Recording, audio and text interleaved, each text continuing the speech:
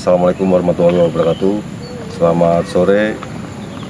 Perkenalkan, nama saya Letnan 1 Infanteri Kuswanto dari IPAN C Unit 47 Kusuma. Mengenai drone video, kami sangat senang sekali menggunakan untuk memantau. Menurut saya lebih efisien karena tanaman jagung kami yang sudah berusia kurang lebih 60 HST ini susah untuk dijangkau, makanya kami menggunakan drone video. Ya, tanggapannya seperti apa Dan untuk pemanfaatan drone sprayer ini? Ya, drone sprayer ini sangat efisien karena jagung yang sangat luas ini dan susah dijangkau, jadi memudahkan kami untuk melaksanakan pemupukan. Ya, harapannya untuk pertaniannya, untuk ketahanan pangan ini seperti apa ke depannya?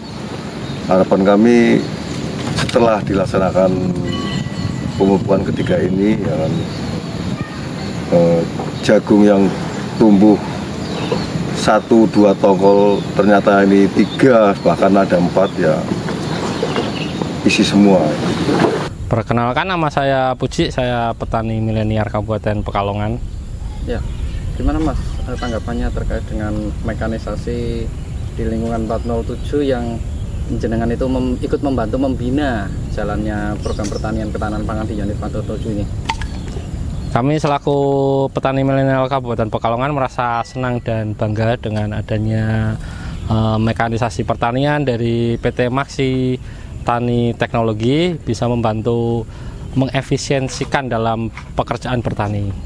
Tadi Komandan Kompi sendiri merasa senang dengan adanya penyemprotan dengan drone ini karena lebih efisien, lebih cepat, dan bisa mengefektifkan dalam bertani seperti itu. Ya, untuk informasi ini tadi mengerjakan untuk 1/4 hektar ini durasi penyemprotan berapa menit ya kira-kira? Untuk luasan 1/4 hektar itu kita dengan penerbangan 3 kali. Penerbangan 3 kali, kapasitas semprot itu 1 kali terbang sekitar 25 liter. Kalau diumpamakan tangki itu kira-kira tangki manual habisnya setara berapa ya Mas? Kalau itu nanti setara sekitar 25 tangki. Jadi 1,4 hektar itu setara 25 tangki, dengan penyemprotan drone hanya sekitar 3 tangkian. Ya, untuk harapan dan motivasi kepada petani-petani lain di Kabupaten Pekalongan terhadap mekanisasi seperti apa Mas? Harapannya untuk petani-petani Kabupaten Pekalongan supaya tidak takut untuk bertani, khususnya petani muda, karena apa? Bertani itu tidak selamanya kotor. Kita bertani bisa menggunakan fasilitas mekanisasi pertanian. Ketika memang belum bisa beli untuk drone atau alat-alat lain, bisa menggunakan jasa dari PT Maksi Tani Teknologi.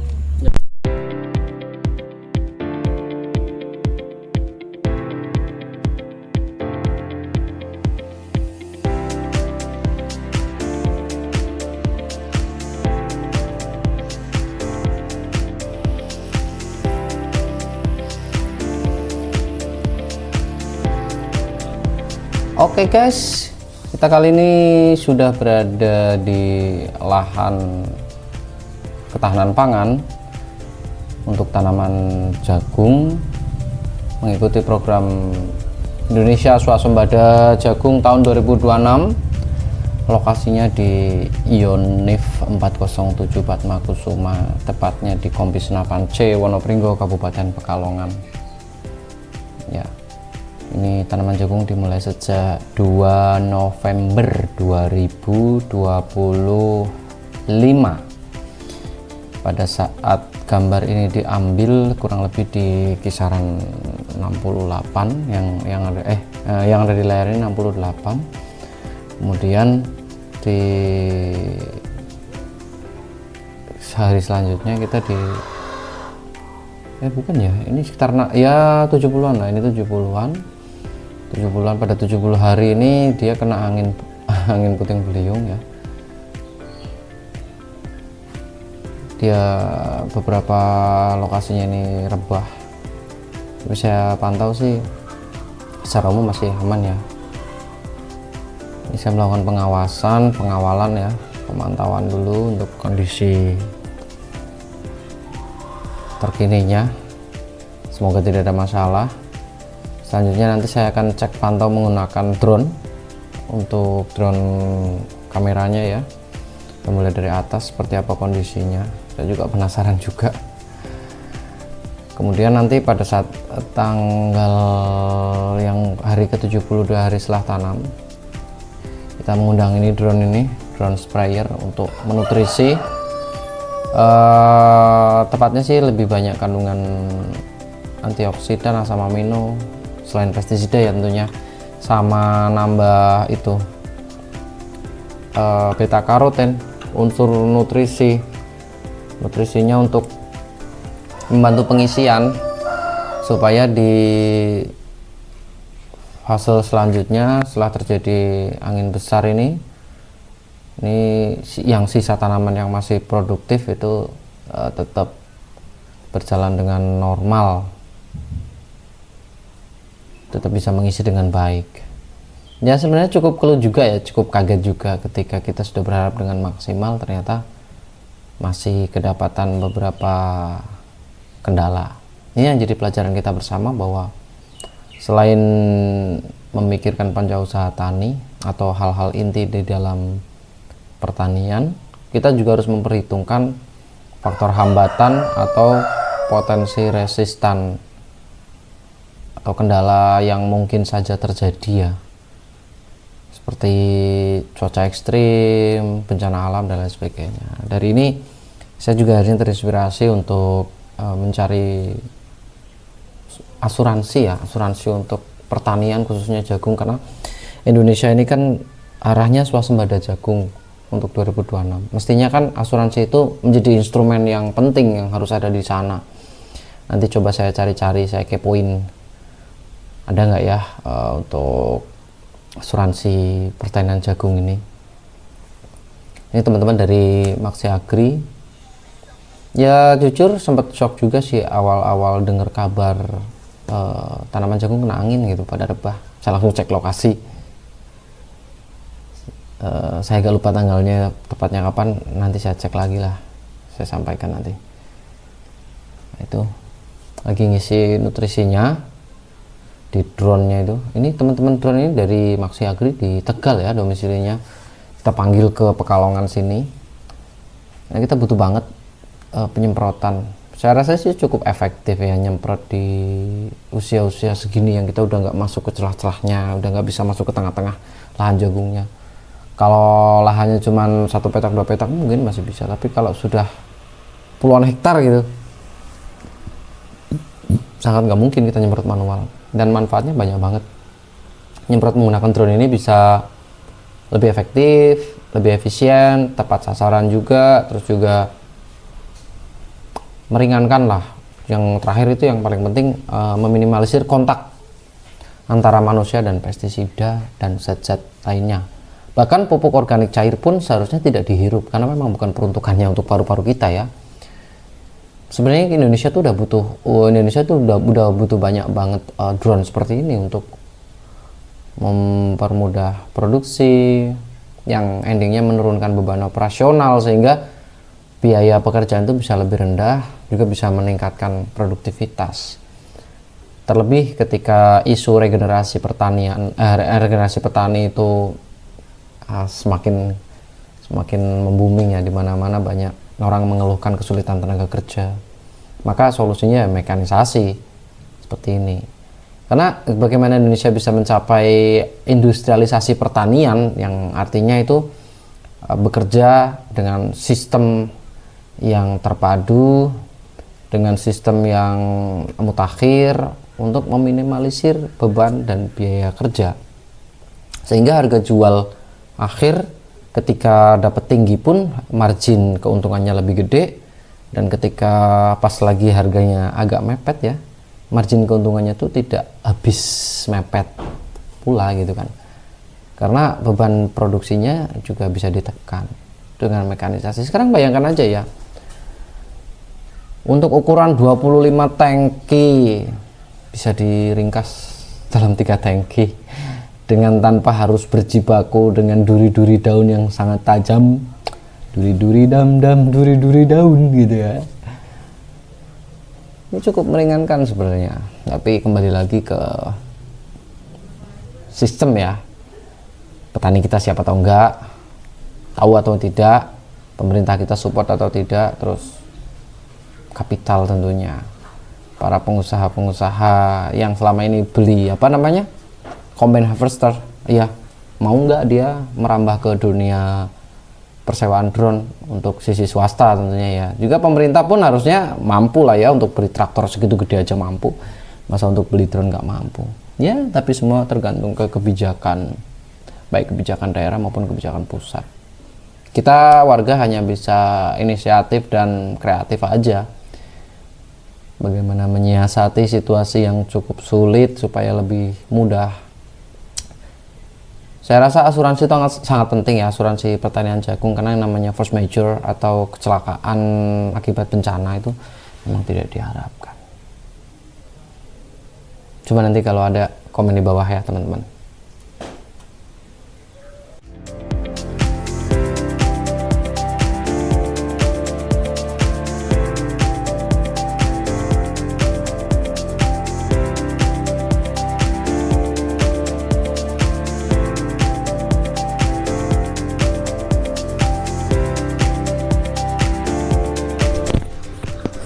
Oke, Mas Fahri. Ya, ini saya lagi sama Mas Fahri itu, yang ada sama Mas Puji itu tadi. Orang yang pakai apa? Topi apa itu namanya? Topi Rimba. kebun. Topi rimba ya. Ini lagi nyoteng apa ini namanya? Mantau ya kondisi lahan jagung kita. Kenapa-kenapanya ini? Kenapa ini? Ya, ini kan kemarin kita ada bencana ini hari Sabtu.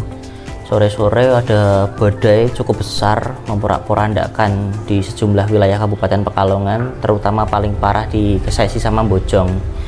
Nah, ini di Wonopringgo juga ikut terdampak walaupun tidak separah di tempat lain. Ini di lapangan di lahan pertanian unit 407 ini juga kena imbas angin ya. Tapi di tempat lain itu apa aja tuh dampaknya tuh? Kemarin itu saya baru ke Dinas Pertanian wawancara dengan petugasnya. Dari petugasnya itu mengatakan paling parah itu di Kai Bahan Kesesi. Itu sekitar 5 hektar sawah itu ambruk. Kemudian ada kalau tidak salah itu di Karangdadap kalau tidak salah, atau di mana itu Tebu juga 1 hektar kayak gitu. Kalau Sengon juga ada jatuh tapi katanya tidak terlalu banyak. Gitu ya. Nah, ini yang mau saya tanyakan lagi nih, bangunan-bangunan, dampak bangunan. Kalau bangunan itu keterangan dari pihak BPBD, kemarin saya langsung wawancara itu mengatakan totalnya ada sekitar 90 sekian rumah yang terdampak dari level parah, sedang sampai ringan. Tapi yang paling besar itu sekitar 81 rumah itu di area Kesesi, yang komplek wilayah SMKNU Kesesi itu. Tanggal berapa tuh? Tanggal 10 apa 11? Tanggal 10, pokoknya hari Sabtu sore-sore. Ya, ini tanggal 11-nya saya pantau, tanggal 12-nya saya pantau lagi. Ini ada pohon yang tumbang juga tuh ya. Iya. Tapi ya termasuk kita mampu bertahan juga sih tanaman kita dengan kondisi seperti itu. Paling terdampak menurut asesmen dari arsitek kita ini kan hanya 10% ya yang rusak. Itu sangat beruntung sekali melihat jika dibandingkan dengan badai yang terjadi di wilayah sekitar, kemudian ini yang jatuh yang kata perhitungan arsiteknya hanya 10% itu masih sangat-sangat terselamatkan. Ini menurut informasi arsiteknya kan 10,8 hektar yang aktual fit ditanami ya. Terus yang rusak tuh cuma 0,92% kayak gitu. 0,9, sorry 9,2%. 9,2% ya, hampir 10% lah. Kita bulatkan 10%. Karena ini bentuknya poligonal ya, walaupun kelihatan agak luas gitu. Tapi sebenarnya kalau di total itu hanya sekitar 10%. Nah, tapi itu kan ambruk ya, itu ambruk dengan umur yang kalau tidak salah 60 HST atau 72. Oh 72. 72 itu yang ambruk itu masih bisa diselamatkan atau tidak sih? Ya paling sifatnya hanya menutrisi aja ya, maksudnya yang tidak patah total, patah ceklek gitu ya. tidak kayak patah tulang gitu. Iya, iya. Cuman patah rebah itu nutrisi masih bisa mengalir sebenarnya, hanya kan fase-fase fotosintesisnya terganggu, terus inputnya juga nggak lancar kayak gitu aja sih. Jadi paling pengisiannya sedikit terganggu. Tapi sebenarnya secara garis besar karena dari total luasnya itu sekitar 10% aja ya seharusnya sih tidak terlalu bermasalah. Artinya dari target panen semula yang kita mengharapkan 1 hektar ini 1,1 hektar ini ya kemungkinan masih tercover sih untuk hasil target utamanya. Kalau setahu saya di tanaman padi itu kan kalau roboh itu kan masih ada alternatif tindakannya diikat, diberdirikan, diikat, walaupun tetap hasilnya tidak sebagaimana awalnya, tapi setidaknya itu kan mungkin masih bisa menyelamatkan sekian persennya mungkin ya. Kalau di jagung nggak bisa begitu, kita mau masuk ke dalam aja udah nginjek-nginjek jagungnya. Terus juga kalau di cabai itu juga dibalikin itu patah juga mas, jadi mending biarkan dia tumbuh natural dengan miring itu, kondisi miringnya itu tetap ngisi, artinya ya walaupun agak kurang sih. Terus ini juga rawan banget kalau sudah satu arah klek samping terus dibalikin lagi pasti crack gitu, nggak mau. Ya biarkan dia seperti itu, karena kalau di padi itu kan ada airnya ya, ada airnya itu takutnya itu basah kena air. Kalau ini kan nggak ada airnya, ini pun rebahnya tuh nggak sampai tidur nempel tanah, nggak, agak miring, ada sekitar jarak 20-30 cm gitu. Iya, tapi artinya kan dari perhitungan awal sampai akhir yang memang sudah diberikan spare untuk error, ini kan masih dalam angka yang aman ya. Kalau untuk manajemen spare itu kan kita di angka 10%, semestinya masih tercover sih dari target utama 1 hektar. Oke. Nah ini ada penampakan dari drone ya, dari foto udara, video udara ya, seperti ini. Ini kok kayaknya sangat rempet sekali ya, seolah-olah kayak nggak ada jalannya atau bagaimana itu. Itu errornya di human error di pekerja mas. Itu kemarin kita udah nyuruh jarak tanamnya tuh kalau bisa 30 cm, tapi namanya human ya, mohon maaf ini pekerja kita kan agak-agak tuir gitu ya, jadul, jadi dibilang 30 cm pun kadang sesuai dengan tapak kakinya dia ya kadang-kadang kita mau terlalu keras sama tenaga kerja pun sulit ya. Ya ini penampakan dari citra satelit drone ini kan kelihatan sangat rempet-rempet ya, sangat padat sekali gitu. Saya juga bingung itu, ini penyiramannya bagaimana ini, atau penyemprotan, perawatannya, karena nggak ada jalannya itu. Ya selama ini sih penyemprotan waktu masih kecil, usia di bawah 40 hari itu masih bisa. Nah, saya sudah menyarankan berulang kali ya untuk pembuatan jalur untuk jalur pantauan tengah, terus pembuatan sistem ventilasi, sistem sirkulasi udara itu. Nah ini karena dia sangat rapat ya, 15 cm itu ketika ada terpaan angin dari arah selatan ke utara dia ya ambruk. Tapi kalau anginnya dari timur ke barat, karena dia ada ruang rongga yang cukup lebar itu 90 cm itu sirkulasi udara aman-aman aja. Terbukti ambruknya itu ke arah utara karena dia nahan angin yang cukup besar dengan penampang yang cukup rapat sehingga tidak ada arus sirkulasi udara. Jadi saran kritiknya sih ke depannya bikin pertanian jagung itu ya harus dipikirkan untuk sirkulasi udara, karena namanya ya bencana ya, nggak ada yang ingin juga nggak disangka, makanya kita harus mempersiapkan semuanya. Nah ini akhirnya kita tetap harus follow up dengan nutrisi drone ya, nutrisi yang disemprotkan melalui drone, karena kan nggak mungkin kita nyemprot satu-satu ke sana. Untuk selama ini sih penyiraman juga mengandalkan air hujan karena cukup ya untuk curah hujan di Desember sampai ini.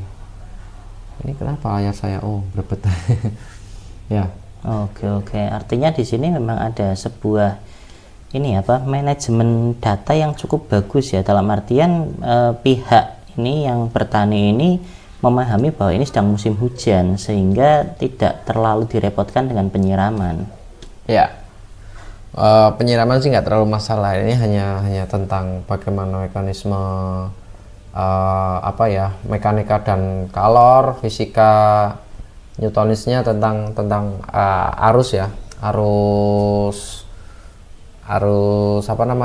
udara ya, sama tentang pemberian nutrisi, gizi, pakan, juga mekanisasi. Seperti itu aja sih sebenarnya. Oke, nah ini untuk secara perhitungan di atas kertas ini diprediksi akan menghasilkan berapa ton ini? Kalau tidak ada hambatan, tidak ada halangan atau SOP-nya benar, cara tanamnya benar, itu ya bisa menghasilkan sampai 7 ton per hektar. 7 ton per hektar. Oke, artinya cukup ini ya, cukup menjanjikan ya. Mengingat dengan harga pemerintah juga udah pasang harga terendahnya juga. Ya, kisaran 5.500 sampai 6.500-an ya untuk jagung. Itu produktif dan cukup menguntungkan juga untuk harga segitu. Ya, artinya ini jagung ini masih jadi primadona ya setelah padi tentunya. Ya, makanya kan pemerintah pusat ada program swasembada jagung 2026 juga untuk pemberdayaan masyarakat petani, untuk ketahanan pangan kita juga. Sebenarnya programnya bagus, masanya kadang-kadang di lapangan itu masyarakat belum begitu memahami, sehingga belum mengerti apa sih tujuan utamanya, arahnya kemana. Terus juga kendala sosialisasi, ya namanya masyarakat kita belum semuanya pakai gadget atau membaca berita kan. Makanya peran dari teman-teman aktivis, influencer itu Mbok ya tolong ya hal-hal yang kayak gini disosialisasikan, jangan hanya mensosialisasikan masalah isu perselingkuhan pejabat saja kayak gitu ya. Oke, ini kan ngomong-ngomong saya pun juga sebenarnya orang yang masih awam ya. Kalau padi beras itu kan saya rasa mayoritas orang tahu end usernya siapa, yang makan nasi siapa. Nah ini kalau jagung diproduksi besar-besaran, emang yang makan siapa? End usernya itu apa? Siapa? Menurut informasi dari GPMT, Gabungan Pengusaha Makanan Ternak itu di Jakarta ya, beberapa waktu lalu saya pernah tanya-tanya ke sana. Kebutuhannya itu gede banget mas. Perharinya aja udah satu pabrik itu ratusan ton ya untuk memproduksi pakan ternak, terutama kayak ayam pedaging, ayam petelur, terus konsentrat pakan sapi dan lain sebagainya. Itu masih kurang, kita kekurangan bahan baku, bahkan gosip-gosipnya sih tetap mengimpor kita kayak gitu. Oke, itu kan jagungnya. Terus saya sempat pernah dengar kayak selentingan itu katanya ada varietas jagung yang dipanen bukan jagungnya tapi pohonnya. Itu gimana itu? Itu konsepnya tuh hijauan pakan ternak mas. Hijauan pakan ternak itu ruminansia ya, terutama sapi itu kan memang dia kebutuhan hijauannya banyak banget dan kesulitan dapat nutrisi yang bagus, terus jumlah produksi yang tonasenya gede, itu rate per meter perseginya gitu. Kalau dibandingkan sama rumput-rumputan kayak sulam jono atau king grass atau semacamnya kayak gitu ya, tebon jagung itu paling berat, produktivitasnya paling tinggi. Jadi kalau dikasih buat pakan ternak itu dia seratnya lebih tinggi gitu ya, kadar airnya lebih sedikit, jadi produksinya terbilang lebih produktif daripada rumput-rumputan. Terus kepastian tumbuhnya itu lebih menjamin daripada sekedar rumput. Dan juga si ternak ini istilahnya apa ya, kan mamah biak ya, makan dikunyah lagi, dimasukin lagi itu kan, itu bahasanya gimana ya, ternak itu lebih anteng kalau makan dari tepung jagung kayak gitu. Iya lah, itu kan tadi ada varietas khusus lah. Ini pertanyaanku, kalau yang tanam jagung yang normal seperti ini, yang dikonsumsi jagungnya, apakah pohonnya atau tebonnya itu juga bisa digunakan untuk ternak? Ya, hanya untuk itu ternak pakan sapi ya, seperti itu. Dipanennya usia 75 mas. Oke. Nah itu asik ya dronenya ya. Iya, asik sekali itu. Saya sih baru pertama kali melihat secara langsung ya. Gimana kesannya lihat drone begitu, kayak mainan ya? Kesannya itu yang pertama anginnya gede banget. Karena waktu drone itu mau terbang, saya masih berada di jarak yang cukup dekat. Anginnya, kaget saya. Itu. Yang kedua, ternyata proses ketika sudah drone itu terbang, proses nyemprotnya itu kok cepet banget ternyata ya. Yang lama itu persiapannya sama proses pergantian baterai sama ngisi cairannya lagi. Tapi waktu terbangnya cepet nih. Ya kalau saya bandingkan dengan orang kerja yang manual itu kayaknya kok beda jauh waktunya. Itu ya. Harusnya itu satu kelompok tani punya satu drone kayak gitu ya Mas ya? Harusnya. Jadi kan target swasembada pangan itu mudah tercapai ya. Iya. Karena kan itu meminimalisir apa kontak manusia sama zat-zat yang ada di apa ya aplikasikan di situ, kayak mau itu nutrisi organik maupun itu pestisida sintetis itu kan semua tetap ada dampaknya terhadap manusia ya. Ya minimal ya 1 BPP punya lah itu minimal. Mestinya. Idealnya bisa lah negara. Harusnya. Negara kita kan kaya. Kaya. Nah, itu emangnya harganya berapa itu? Itu berapa ya dengar-dengar? Ratusan juta sampai miliar. Murah Nggak ngerti itu. deh. Murah itu kalau pakai duit negara murah. Murah banget. Ih, murah banget. Emang kalau nyewa gitu berapa Mas? Itu kemarin saya per hektar itu 600 sampai 800 ribu sih. Ya kemarin aku pakai tarif termurah. Di angka 600 ribu tuh udah dapat nutrisi sama apa ya pestisidanya dari sana semua. Oh 600 itu udah sama obat-obatannya, nggak cuman drone-nya doang. Ya sama tenaga kerja semua kita bersih include, tinggal manggil. Hanya kan ketersediaan di wilayahnya kan masih jarang Mas. Kabupaten Pekalongan ini belum ada. Ini kita ngambil dari Tegal Mas. Oh berarti di Kabupaten Pekalongan sendiri belum ada yang punya atau yang buka jasa itu? Nggak ngerti saya, tapi setahu saya sih saya kalau butuh yang ngonteknya mereka ini tim Maxi ini, Maxi Agri. Artinya peluang sebagai semprotan drone ini masih terbuka sangat lebar sekali ya di Kabupaten Pekalongan. Ya kalau mau sewa drone, tapi kembali lagi ke marketnya ready apa enggak, masyarakat itu siap atau enggak dengan apa sih wawasan, dengan mekanisasi lah. Tadi malam sempat ada yang komen ya sama saya. Mas itu pernah itu di kesesi tanaman padi nyoba pakai drone, yang ada malah ambiar Mas padinya. Kalau terlalu dekat itu nanti padinya pada ambruk, kalau terlalu jauh semprotannya pada terbang-terbang nggak jelas kayak gitu, ada yang komen. Nah makanya perlu kita harus lihat ke layar ini ya. Nah itu ini semprotannya agak dibuat ngabut ya, buat ngabut ya, tapi tetap ngocor ke bawah. Sebenarnya definisi ambiar atau tidaknya itu kan kalau luasannya 10 hektar kan nggak dianggap ambiar karena cipratan dari yang ada di situ tuh tetap ke lahan kita. Ngomong ambiar itu karena luasannya sangat sedikit ya. Nah kenapa kok dia memaksakan terlalu dekat ya, mestinya tidak seperti itu ya. Jadi bisa dibuat tinggi tapi kan tuh ngocornya jatuh ke bawah ya, itu aman-aman saja. Sebenarnya itu teknik. Yang kedua, selain kemahiran teknisi itu tuh lihat tuh spraynya jatuhnya kan ke bawah kan. Iya. Nggak ambiar-ambiar banget sebenarnya. Iya, yang saya lihat ini bagus Ya karena tekniknya, teknik operatornya itu. Terus yang kedua itu cuaca. Iya betul. Nah perhatikan jam tayangnya, jangan nyemprot drone jam 11 siang sama jam 1 siang ya, percuma anginnya gede. Makanya nyemprot yang ideal itu kan dari mulai subuh sampai jam berapa, 9 pagi, terus jam 3 sore sampai habis maghrib gitu. Oh iya Idealnya. benar juga ya, di jam-jam itu saya baru sadar kalau jam-jam segitu kayaknya memang angin nggak berhembus ya. Nah, itu sih adem, itu kan diambil sore hari, itu asar tadi awal kan ada adzan asar kan, habis asar. Sama ini kalau memang apa pencahayaannya cukup bagus sebenarnya sih malam tuh nggak ada masalah. Kalau sifatnya kan kita membasmi hama ya, serangga itu kan kalau malam kan jinak ya diem, artinya dia kan bukan nokturnal ya, dia diem di pohon daun gitu kan. Kalau malam malah kena, terus juga ulat juga pas naik gitu. Yang penting pencahayaan, orangnya tuh bisa lihat apa wilayahnya.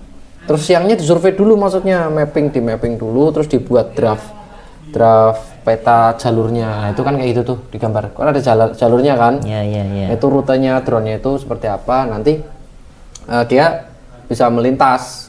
Jadi kalau siangnya sudah ketahuan mapnya, nanti tinggal programnya itu dijalankan. Nanti bisa gitu. Oke. Artinya ini memang untuk luasan yang besar memang lebih baik pakai teknologi ya, karena sifatnya itu borongan gitu ya, jadi lebih efektif, efisien gitu ya. Borongan apa Real Madrid, Mas? Kayak gitu ya. Nah itu efektif banget.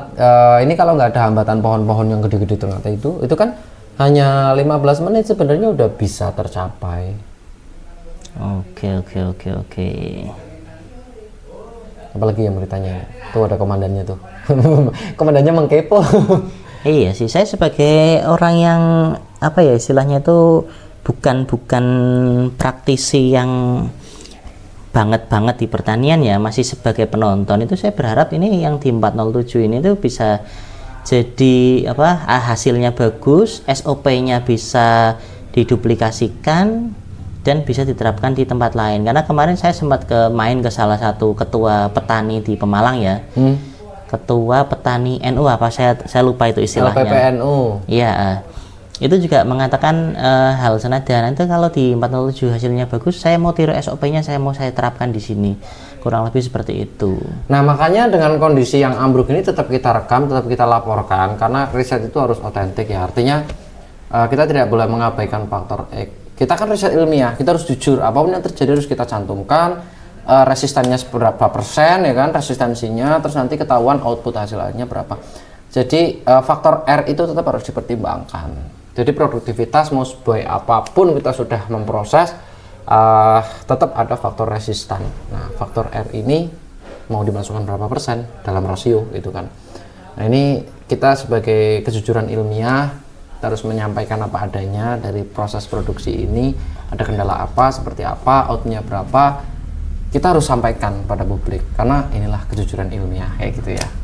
Oke. Ini ngomong-ngomong ini Mas Hando ini kan konsultannya ya. Ya ini ngomong-ngomong kalau saya jadi jasa marketingnya itu dapatnya gimana ini Mas Hando? Aha, kita lanjut di konten selanjutnya. Terima kasih udah nyimak konten kita. Bye bye.